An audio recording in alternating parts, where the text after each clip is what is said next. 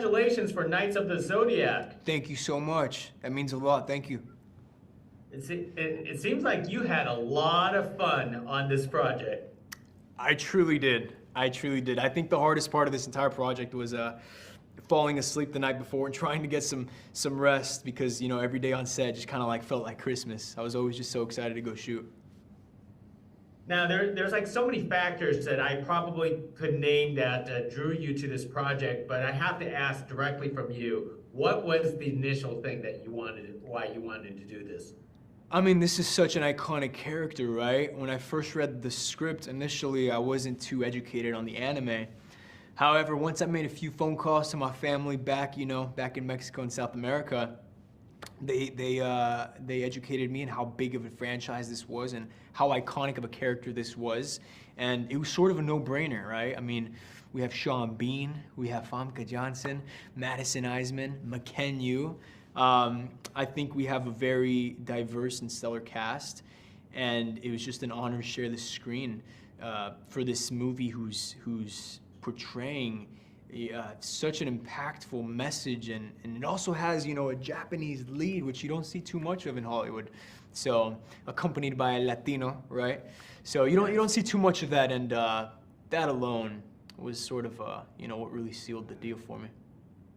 So did you get familiarized with the anime or manga after you read the script? Absolutely, yeah. I didn't have too much time. I just wrapped finishing up a previous project, and then when I was on my flight to Budapest, you know, I was on my laptop watching as much footage and doing as much research as I could on Nero, also known as Iki, the Phoenix Knight. And yeah, what I found most fascinating about this guy was his traumatic past. I mean, he's been through so much. We see in the script him kind of being the antagonist, right? But we don't see what happened before that. We don't see the way he grew up. We don't see him being separated from his little brother when he was such a young kid. We don't see him losing the love of his life, Esmeralda, when he's training. We don't see all of that. So that's what I found most fascinating about this guy. And in the third act of the film, we really see all of that explode onto the movie screen.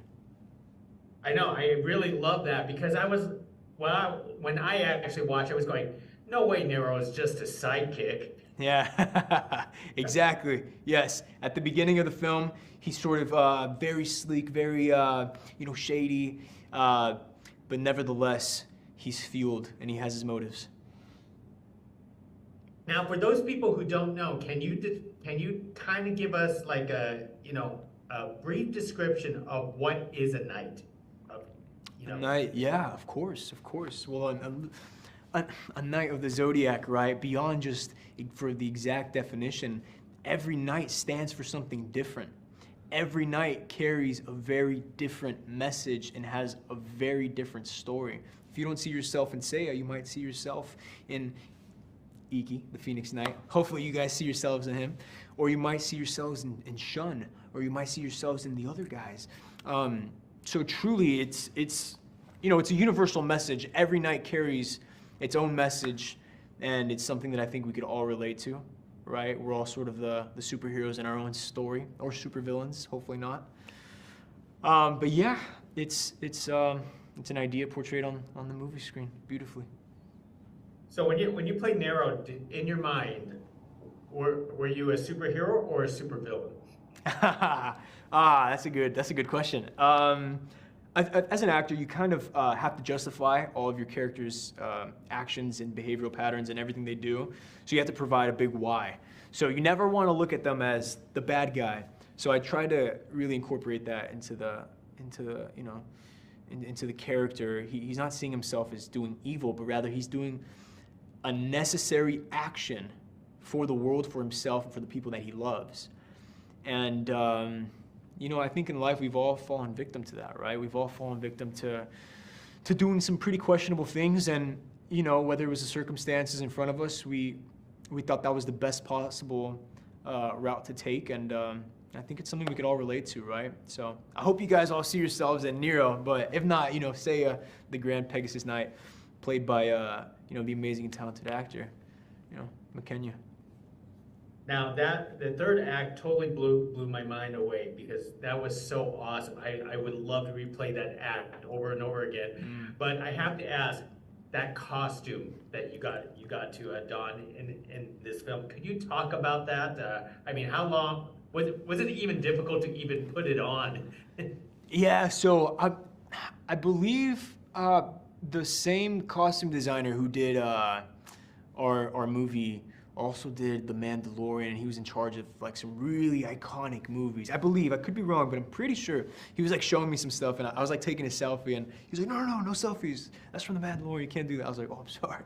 But yeah, I mean, the suit. I was one of the last people to get cast on this film, so I didn't have the sufficient time to make my suit out of the same lightweight material. So when you're seeing me on the movie screen, I'm actually in like a 40-pound metal iron, like steel suit. And it was hard, but it was so worth it. I mean, it looks beautiful. And to everybody who watches the film, I think you guys might think the same. So how in the world could you even maneuver? Because you have an amazing fight choreography that you have to perform. Yeah, I owe it all to Andy Chang. Andy Chang, he's our stunt choreographer. He just did, Marvel's Legend of the Ten Rings, and he's done, countless movies with Jackie Chan. I owe it all to him. Anytime I was freaking out in that costume, I was like, I can't do it. And he's like, hey, he'd be like, look at me. Yes, you can. Yes, you can. Don't say you can't do it. You can do it. And don't let none of the producers, don't let nobody see that you're struggling. Okay, you're gonna give them worry, and you're a professional. And I was like, Andy, I love you. Thank you. So yeah, he was really my, my fuel on set. I didn't know you even had a fight background experience before, or did you have to learn it for something like this? No, brother. I train occasionally. When I can, when I have free time, I go down to Torrance to train in boxing, and I go to Huntington Beach to train in jiu-jitsu to a very minimal level. I'm not a black belt in jiu-jitsu. I wish I was. That's one of the coolest things you can do in life. But just those two, those martial arts are so beautiful, and they teach you so much about yourself. It's crazy how much you learn about yourself when you're struggling so much to catch an extra breath. You're like, can I do this? And if you keep going, it's crazy. It just really truly shows you a lot about yourself. But no, I mean, the stunts that we did on this film were incredible. And again, Andy is such a genius in choreographing. So everything that you see in this movie, as far as the fight scenes, we owe it to him. Well, let me wrap it up with one last thing with you, Diego. How hopeful are you for a continuation of the Knights of the Zodiac? I mean, listen, I'm just so focused on what's in front of us. It's been, a wild 2 years of bringing this picture to life, and we're just so excited to finally give it to the world. It's coming out tomorrow in South America and in Mexico, and then May 12th in all of the US and Canada. So we're just so focused on that. I'm not even thinking about the future too much. But yeah, let's do it again. I'd love to be on set with everybody again. Well, I love this conversation, Diego, and we have to thank you for bringing more Latin faces to the superhero and the supervillain universe, as that is now like what you guys kicked the door wide open for that genre. Thank you. I appreciate the kind words. Thank you. Thank you. Appreciate it. Bye now. Bye.